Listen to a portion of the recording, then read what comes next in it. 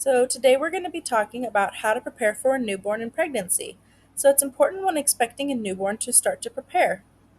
There's many things you can focus on, one of which is being safe sleep.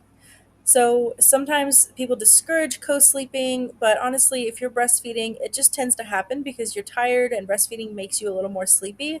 And every 2 hours, it's really hard to get up in the middle of the night all the time. So, it's not about avoiding it, it's about setting safe parameters. If a baby is sleeping, the best place is somewhere flat, not inclined. Bouncers or swings aren't made for sleeping but for play and awake times instead.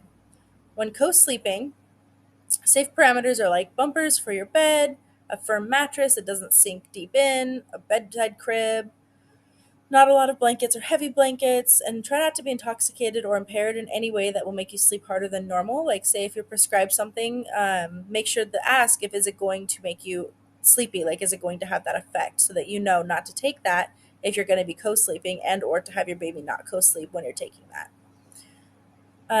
There is a book called Safe Infant Sleep by James McKenna that will further explain these safe sleeping parameters, and it's also helpful to educate your family who's going to be watching your baby on how to be safe with letting your baby sleep. So the car seat is also only for the car. Otherwise, it's one of the most dangerous places to let your baby sleep in when not in the car.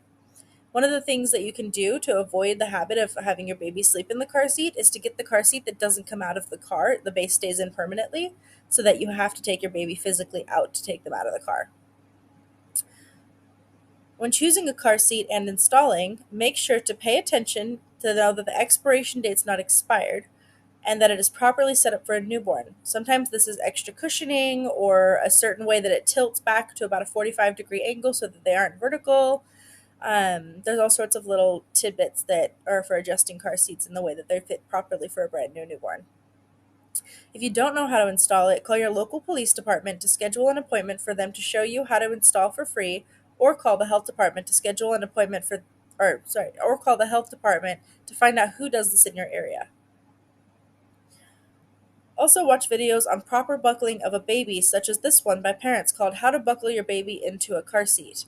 I've found that if you buckle the part that is at the bottom first, and then you tighten the straps before you do the chest clip, you'll actually get a tighter fit that's appropriately the right tightness. So, you also want to start to look into a pediatrician before the birth of your baby so that they have someone to go to if there's something wrong with them that's out of your OB's care. So, some questions to ask a pediatrician you're interviewing would be: how long have you been in practice? What is your child care philosophy? How does a typical visit look, or how long does a typical checkup last? What are the office hours? How are emergencies handled? And really just anything that really matters to you. So, sit down with your partner, discuss what's important to you in a pediatrician, what you're looking for, and then find questions that fit that best for you to find out who it is. You can also ask if they're on a rotating schedule to know if they're who you're going to get every time or if you're going to have somebody different every time. Some clinics do it that way. You can also ask if students are involved or, what the policies are for anyone involved in your child's care. So, for more information on choosing a pediatrician, watch this video by Children's Pediatric Medicine Group called Finding a Pediatrician: What to Ask in an Interview. If you already have children, talk to them about the new baby. Try reading them books, bring them around someone else's baby, play with a baby doll, um, like the new baby to practice, and making clear rules for safety around the new baby. So sometimes that role playing can be really helpful for tiny children, or books about like the birth process itself, or finding ways that they can be helpful with your children can be very helpful. So they can practice like bringing you a diaper when you need to change the new baby, or being really quiet for 30 minutes because baby's sleeping, like the kind of like the quiet game. Um, you can also find ways that sometimes children have an issue with losing their attention from one of their parents when there's a new baby.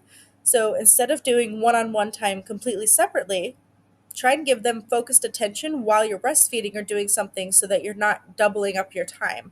So if you're breastfeeding, you or chest feeding, you could have a your other child right next to you and they could color right next to you, or you could read them a book while they're next to you, and then they still feel like they're getting your attention and love, but you're not having to separate your time.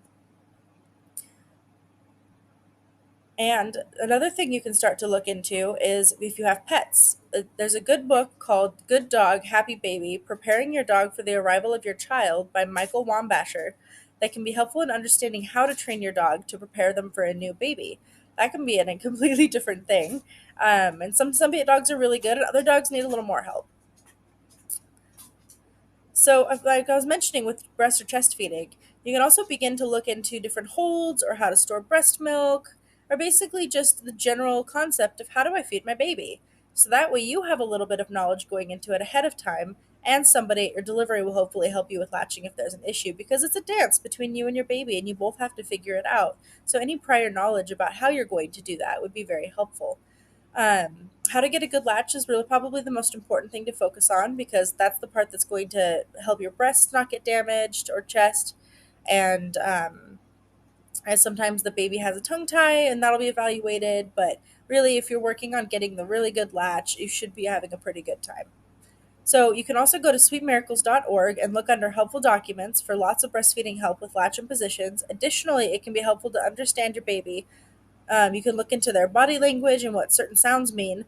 This video by Brightside called 18 Important Things Babies Are Trying to Tell You can be really helpful to find those subtle cues that your baby's trying to communicate.